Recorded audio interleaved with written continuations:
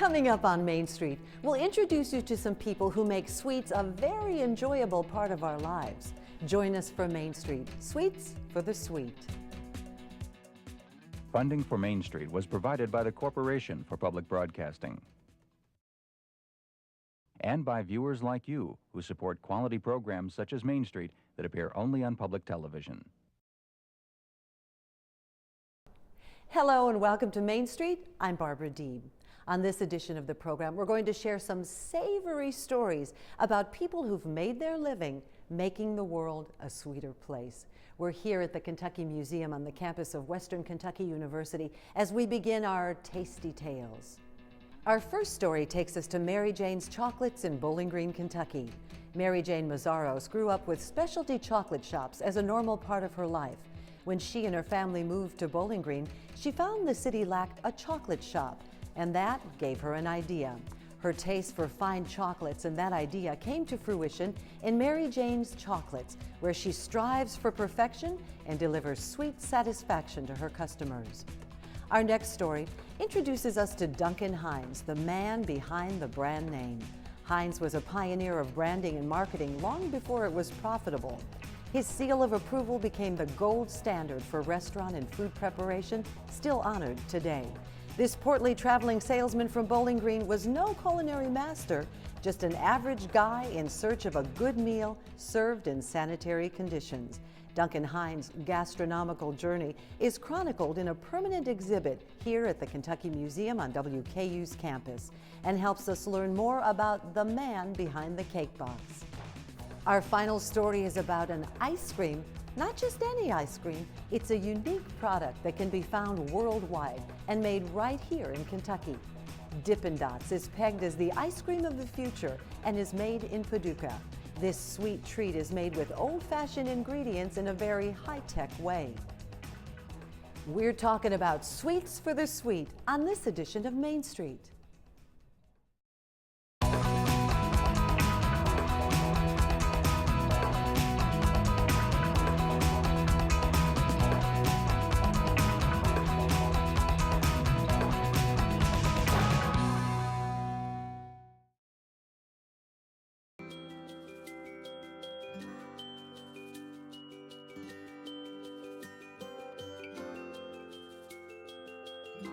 Way back in 1992, my wife Mary Jane and I moved here, and our daughter, from Cleveland, Ohio.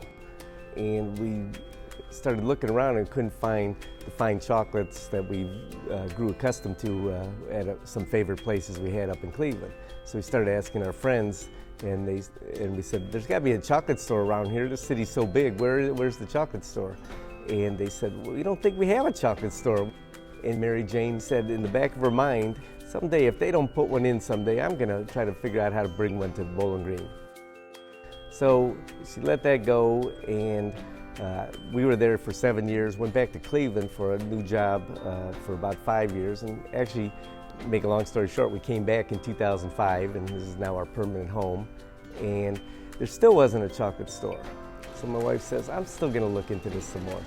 And what she found out then was about an organization called RCI, Retail Confectioners International. And Retail Confectioners International was an organization that specialized in chocolate making. And so she contacted them and found out how to start taking courses to become a chocolatier, and sort of the rest is history. My mom is Mary Jane, the famous Mary Jane, and that is actually her name. She originally named the store Bowling Green Chocolates, and on some prodding, she decided that it was probably best that we do Mary Jane's. So I think it's important just for the local business and for the people in Bowling Green to have something unique that they can come get. It's different than stuff they find in the stores, and it has that more personalized touch, so I think that is what sets us apart from other people. We are one of a very small handful of chocolatiers that uses Belgian chocolate. So we use a very high grade chocolate, so it is a very kind of different product because it's all handmade. Well, we get the chocolate in these big blocks from a company And what we do is we melt it down and we temper it, is what it's called, in our big machine. And then what we do is we have something to put in the middle of it. And then we run them through the machine, and then we have a cooling tunnel that takes about 5 minutes to go through. And when they get out on the other side, they're ready to go out on the shelf. So we put them in cups and we put them out on the shelf.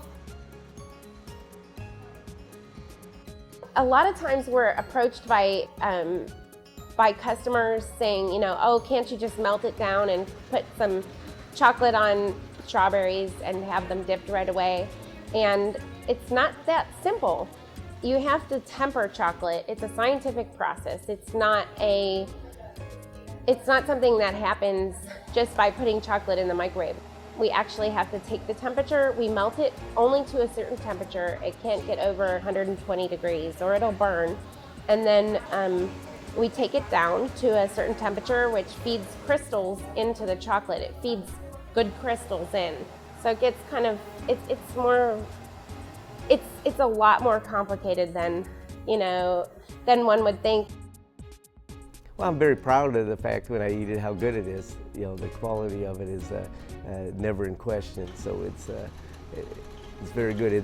I became sort of a snob, I guess, a chocolate snob. People tease me a little bit. I won't eat Hershey's anymore because I like ours. Ours has much more cocoa butter in it, a higher percentage. The finer chocolates have that, and you definitely can tell the difference when you bite into it. Quality is very important to us. We want to make sure that each one of our packages that goes out, each piece of chocolate that we go out, is suitable for the customers. Sometimes our chocolate goes out of temper and it still tastes good, it just will look a little cloudy or something like that, and we can't sell that because that's part of our quality control, is we want everything to look tip-top, perfect shape when we put it out.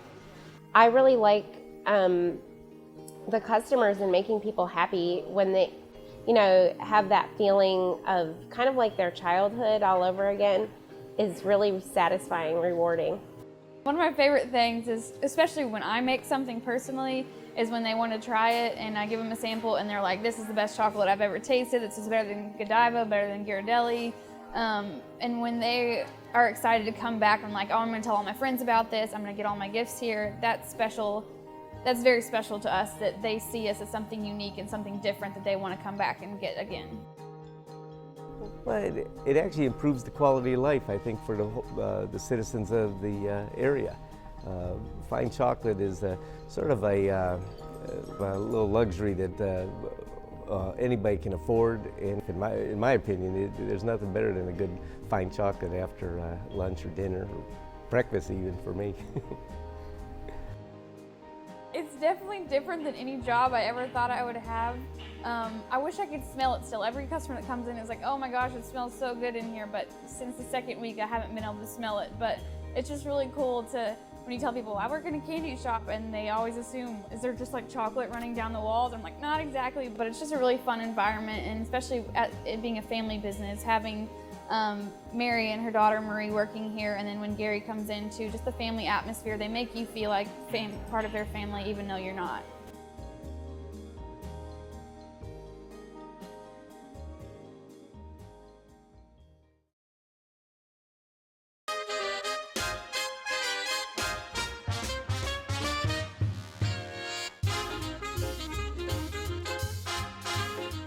Duncan Hines, a local product from Bowling Green, Kentucky, is able to establish a name through first his publishing ventures that people can trust. And this led to a phenomenal success in the packaged food industry, because they take that trusted name, apply it to products, and they're instantly successful because of the trust that's been built up over a number of years. He was born in Bowling Green on Kentucky Street, not very far from this building, as a matter of fact. He unfortunately lost his mother at a very early age, and then was sent to live with his grandparents out in Browning, Kentucky. She was a great cook, and he was influenced by that. She was a very intuitive cook. She knew when to take something out of the oven. She didn't use recipes, and she used fresh products there from the farm, and he always appreciated that throughout the rest of his life. He truly enjoyed being out, being in America, being free. He loved when he bought his first automobile, because then he wasn't, tied down by schedules on the train. He liked just going out and exploring. But everywhere he went, he kept a little notebook in his breast pocket of restaurants that he visited. He would ask about local products, about their specialty at the restaurant, and prices, and he'd make a little note about the atmosphere of the place too occasionally. And he would recommend places to travelers, fellow traveling salesmen, but also other people who are traveling around the byways of America. And he became sort of an expert at that. And eventually, he decides that to maybe cut down on some of that communication, constant communication with people, he would send out in one of his Christmas cards a little listing of almost a couple hundred restaurants that he would recommend in states that he visited. And it was instantaneously successful. Once the card went out, he sent out 1,000, but he's a traveling salesman, so that wouldn't have been unusual. He gets all kinds of calls asking for more copies of it. He has copies printed, and he actually begins to sell some of those. He began to think, I think I've got a marketable product here. And so in 1936, he issues the first copy of Adventures in Good Eating. And he's just a fun person because even when you read the entries in that book, he's still a hometown type of person, someone that you could sit down and chat and still ask for a recommendation about a restaurant. And that's the way he wrote them. They're very easy to read. They were in alphabetical order by state first, and then by city, and then by restaurant within the city. So it was a very handy book, easy to use, a glove compartment must in every automobile of the period. And so this subsequently led to hotels. He began a Lodging for the Night, another publication where he recommended hotels, and then eventually a couple of others that related to vacation spots and where you could go. But the books were very successful and established his reputation and subsequently his name as something that people could trust when it related to good food, quality food.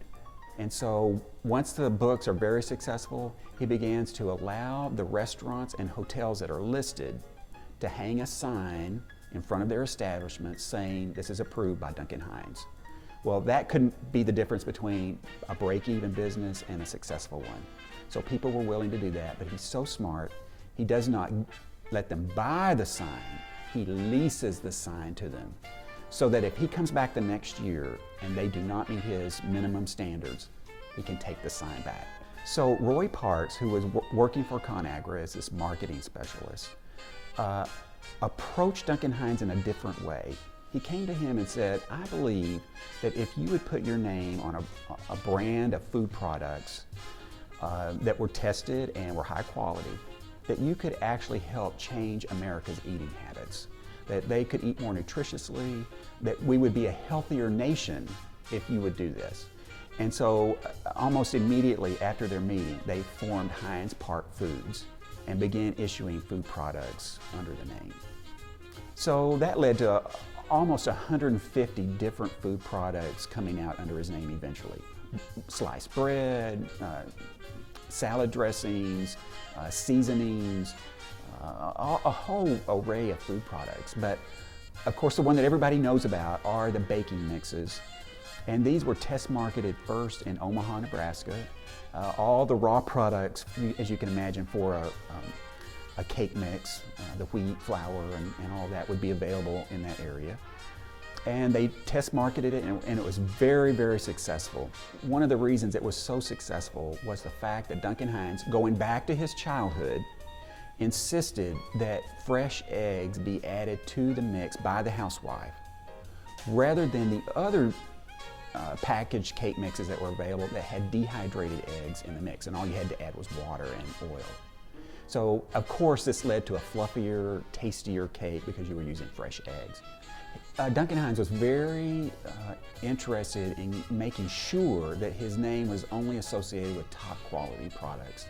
So many, many times he was hands-on as far as making sure that the product met his standard, that he would actually use it in his own kitchen. People trusted him as a person first, and then the name under these food products becomes nationally, even internationally known, but they once it takes off on that international level, they forget that he was an actual person.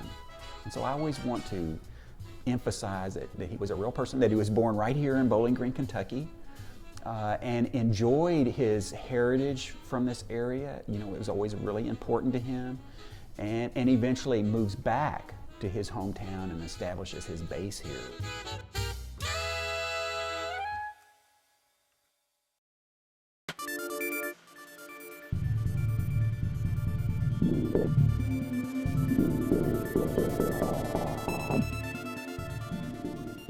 It's a challenge. It's a challenge to come up with the next great idea. You know, what are you going to do to top the original Dippin Dots idea? And you know, this is our 26th year in the business, and it's always, we're always looking for that next new product, new flavor, new idea, new way to market the flavors, new way to market the products. It's just an ongoing challenge.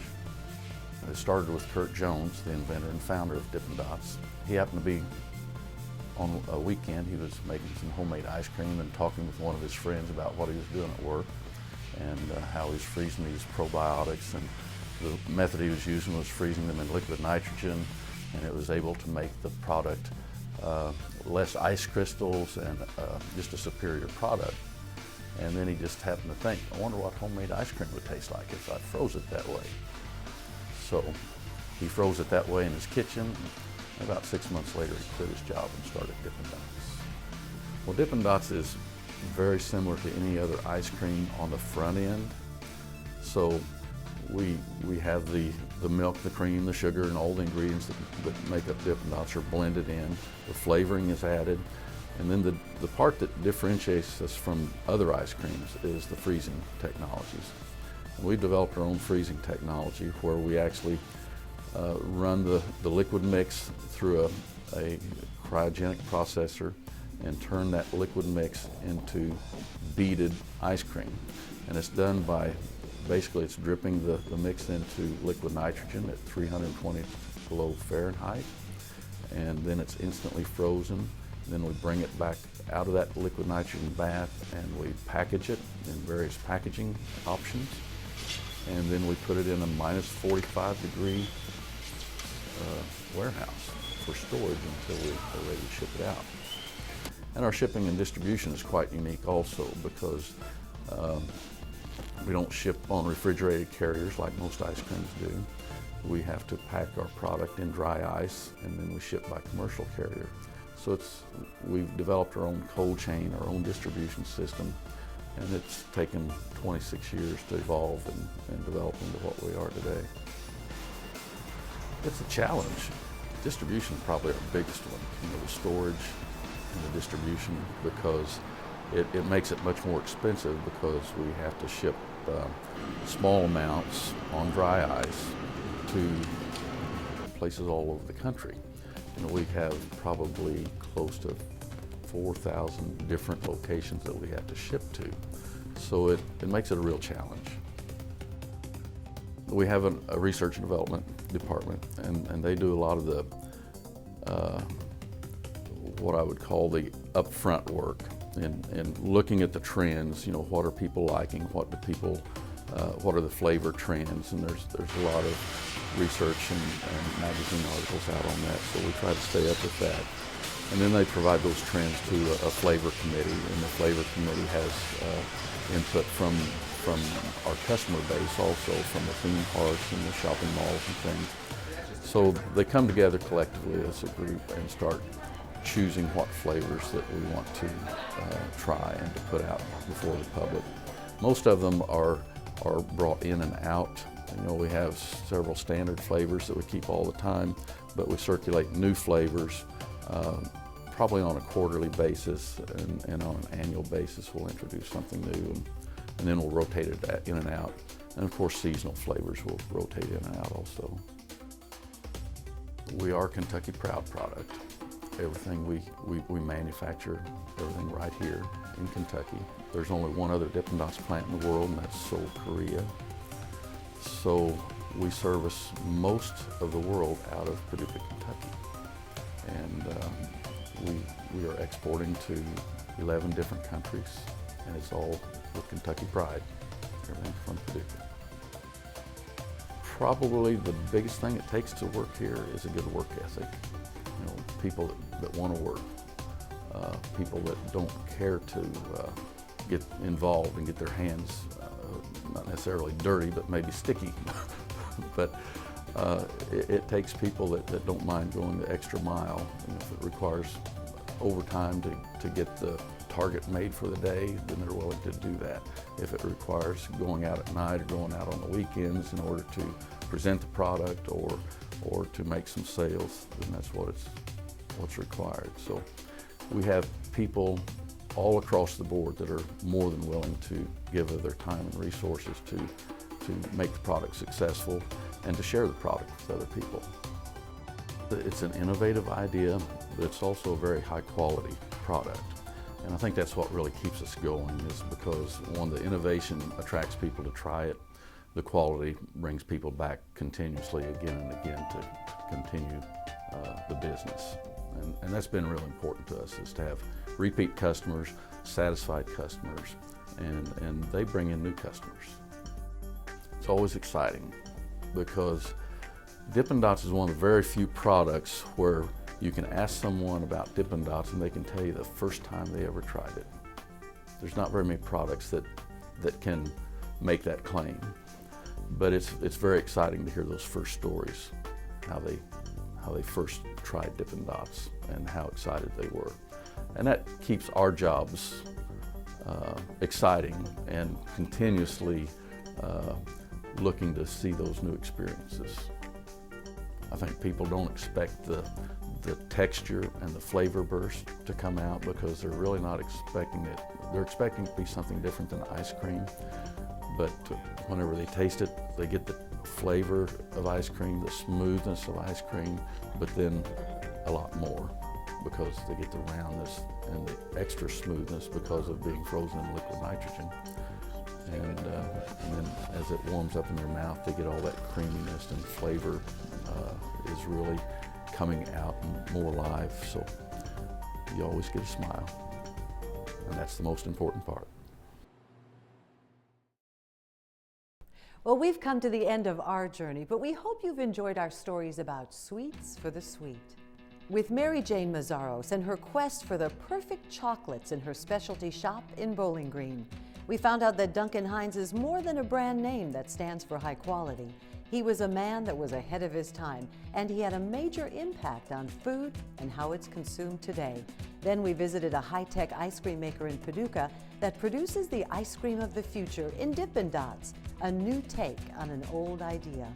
We'd like to thank the Kentucky Museum on the campus of Western Kentucky University for hosting this edition of the program. Now, our producers would love to hear from you. We welcome any questions, comments, or story ideas. Check out our webpage at the address on your screen. You can also find archived editions of the program there as well. Until next time, I'm Barbara Deeb. And remember, we're just around the corner on Main Street.